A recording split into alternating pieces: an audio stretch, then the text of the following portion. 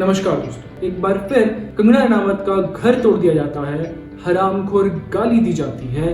आखिर कब तक, कब रुकेगा ये सब? अब बस बहुत हुआ, अब हमें ही आवाज उठानी पड़ेगी, क्योंकि ये जो भी है फेक फेमिनिस्ट वाले, अवार्ड वेब गैंग वाले, ये तो चुप रहेंगे ना।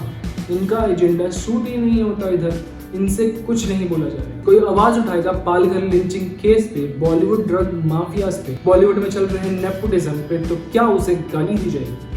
क्या उसके घर तोड़े जाएंगे? कंगना रनावत का घर तोड़ दिया जाता है इलीगल कंस्ट्रक्शंस की दुहाई देकर। अरे भैया, पहले शिवसेना का ऑफिस तोड़ो, अमिताभ बच्चन का घर तोड़ो, वो भी तो इलीगल कंस्ट्रक्शंस है ना। आप उन्हें क्यों नहीं तोड़ते? नहीं तोड़ी जाएगी। मैं बताता हूँ क्यों महाराष्ट्र की सरकार, महाराष्ट्र के मिनिस्टर्स कंगना रनावत के पीछे पड़े हैं। मैं बताता हूँ आपको असल वजह क्या है। कंगना रनावत ने सुशांत सिंह राजपूत के केस में रिया चक्रवर्ती के हाथ होने की बात कही थी। आज वो जेल में है, ड्रग अब्यूज के चार्ज में। ऐसे 25 बॉलीवुड एक्टर, बॉलीवुड हस्तियों के नाम निकल के सामने आ रहे हैं। आप सुनेंगे तो आप शॉक हो जाएंगे। आपको लगेगा क्या ये भी ड्रग्स लेता था?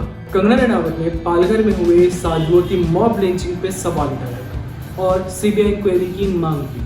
महाराष्ट्र की सरकार पालघर में हुए साधुओं की मॉब लिंचिंग पे सीबीआई इंक्वायरी करवाना तो दूर, उल्टा उसके लिए जो आवाज उठा रहा है उसके घर तोड़े जा रहे हैं इलीगल कंस्ट्रक्शंस का हवाला देकर। बाल ठाकरे जी, जिन्होंने शिवसेना बनाया था, आज वो बेहद दुखी हुए। वो पार्टी जिसकी नींव भी हिंदुइज्म के बेटरमेंट के लिए रखी गई हो, आज वो पार्टी हिंदू साधुओं की मॉब लिंचिंग केस पे ना ही सीबीआई इंक्वायरी करवाती है, ना इसकी जांच होने देती है। वाह उद्धव ठाकरे जी, वाह आदित्य ठाकरे, अपने शिवसेना को क्या से क्या बना दिया। महाराष्ट्र गवर्नमेंट, शिवसेना गवर्नमेंट से मेरी सिर्फ एक ही गुजारिश है कि जो महाराष्ट्र के जो एक्चुअल मुद्दे हैं उन पे आप ध्यान दीजिए। कोविड-19 के मामले आज महाराष्ट्र में पूरे देश में सबसे ज्यादा है। किसानों की सुसाइड रेट महाराष्ट्र में सबसे ज्यादा है। जेल सबसे ज्यादा ओवर पॉपुलेटेड महाराष्ट्र में। इन सब पे भी थोड़ा ध्यान दे दीजिए उद्धव सरकार। कहाँ आपको रिया चक्रवर्ती को बचाने में लगी है?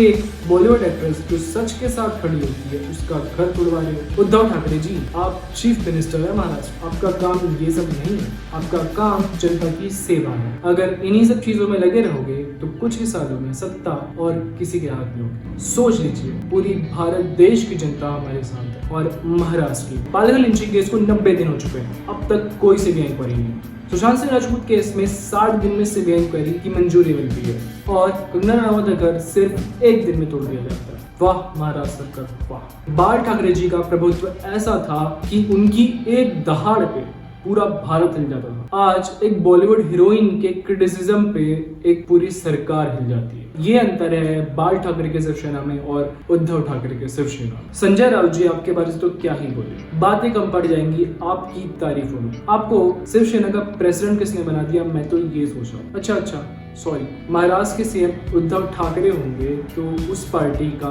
प्रेसिडेंट कैसा होगा मैं समझ सकता हूँ। ये जो so called award web gangs हैं, फेक फेमिनिस्ट हैं, बॉलीवुड एक्ट्रेस हैं, कैटल मार्च ग्रुप्स हैं, इनके तो एक ट्वीट्स नहीं दिख रहे मेरे को। जगाओ भाई इन्हें, जगाओ। किस बिल में जाके छुप गए हैं ये सब? एक लड़की को गाली दी जा रही है, एक लड़की का घर तोड़ा जा रहा है। नहीं जाएंगे, क्योंकि इनका एजेंडा सूट नहीं होता ना। ये तो उस टाइम भी चुप थे जब पालघर में साधुओं की लिंचिंग कर दी जाती है, दिल्ली में हिंसा के नाम पे बेकसूरों के घर जला दिए जाते हैं, केरला में बेकसूर इंसान का हाथ काट दिया जाता है, तब भी ये चुप थे और आज भी ये चुप रहेंगे। ये तभी बोलेंगे जब गाय के नाम पे एक मुस्लिम को मार दिया जाएगा, क्योंकि ये तो टीवी में आना चाहते हैं, सोशल मीडिया में दिखना चाहते हैं। इन स्यूडो सेक्युलर्स लिबरल्स को पता है कि अगर हम सेंटर में बैठी गवर्नमेंट की निंदा करेंगे तो सबसे पहले लाइमलाइट में आएंगे, क्योंकि इन्हें पता है नेगेटिव्स को हर कोई देखता है और पॉजिटिव्स को कोई नहीं। अब ऐसे टाइम पे हम क्या करें? हम as a youth Kangana Ranaut को सपोर्ट दिखा सकते हैं। हमारे पास सोशल मीडिया है, हम सोशल मीडिया का यूज करके अपनी सरकार पे प्रेशर बना सकते हैं ताकि सेंटर इस केस में इंटरवीन करे, क्योंकि सरकार आएगी और जाएगी, हमें अपनी डेमोक्रेसी बचा के रखनी। अगर हमारी जनता पूरी एकजुट हो जाएगी तो हम ये सिस्टम बदल सकते। शिवसेना आपने जो किया है उसका आपको जवाब देना पड़ेगा। आज हमारे देश में 1950 में अंबेडकर द्वारा बनाई गई डेमोक्रेसी की डेथ हुई है। आज किसी का घर टूटा है, कल किसी के साथ कुछ भी हो सकता है। हमें साथ मिलकर यूनाइट होकर ऐसी अनडेमोक्रेटिक गवर्नमेंट को उखाड़ फेंकना होगा। कंगना रनावत, मैं और हमारे देश की पूरी जनता आपके साथ आप ऐसे ही आवाज उठाते रहिए। ये याद रखिए, हमेशा सत्य की ही जीत होती है। सत्यमेव जयते। धन्यवाद।